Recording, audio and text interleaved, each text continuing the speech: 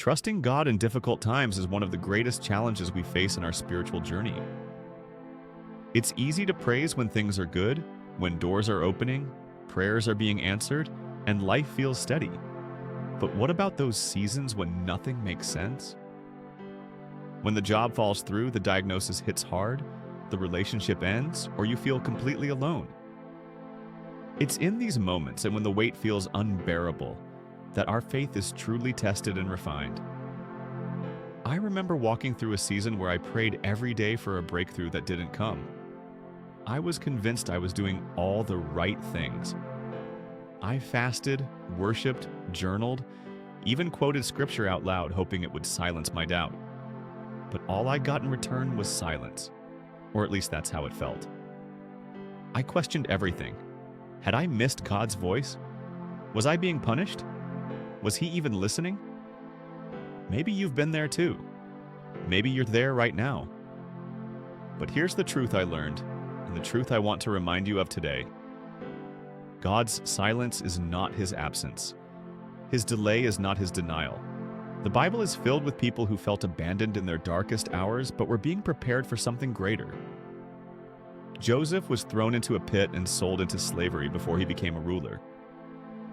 David was hunted by Saul long before he wore a crown.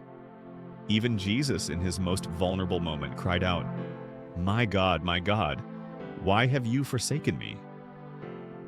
These stories aren't just ancient tales.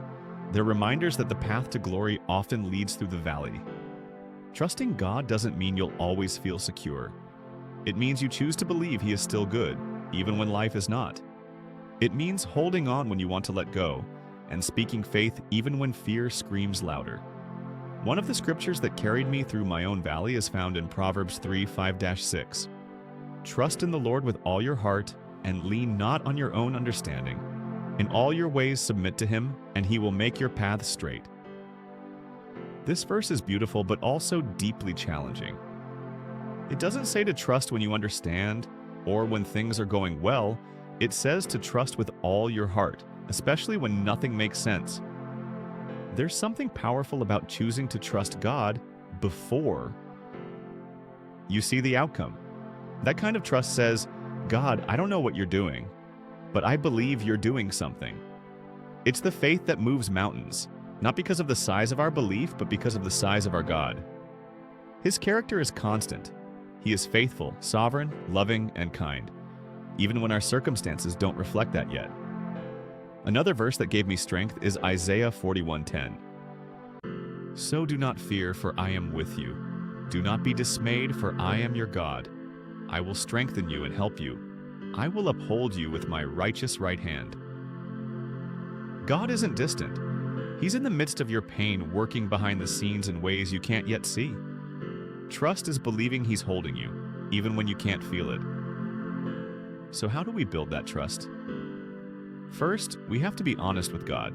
He doesn't need polished prayers. He wants your heart. It's okay to cry out, to ask questions, and to tell Him you're scared.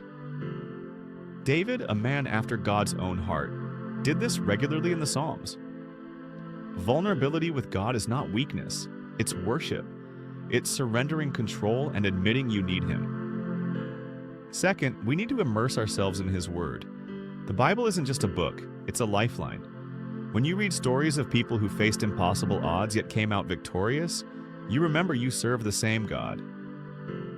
When you read promises like Romans 8:28, "And we know that in all things God works for the good of those who love Him," you anchor yourself in hope.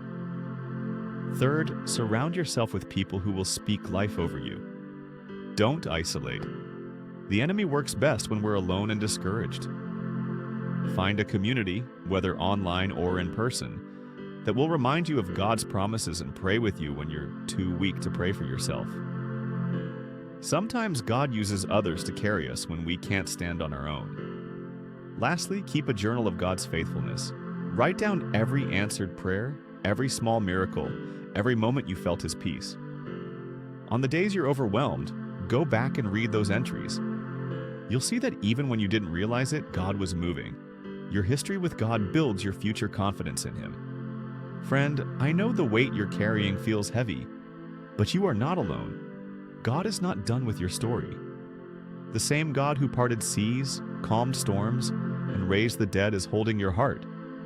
He sees every tear, hears every prayer, and walks with you through every trial.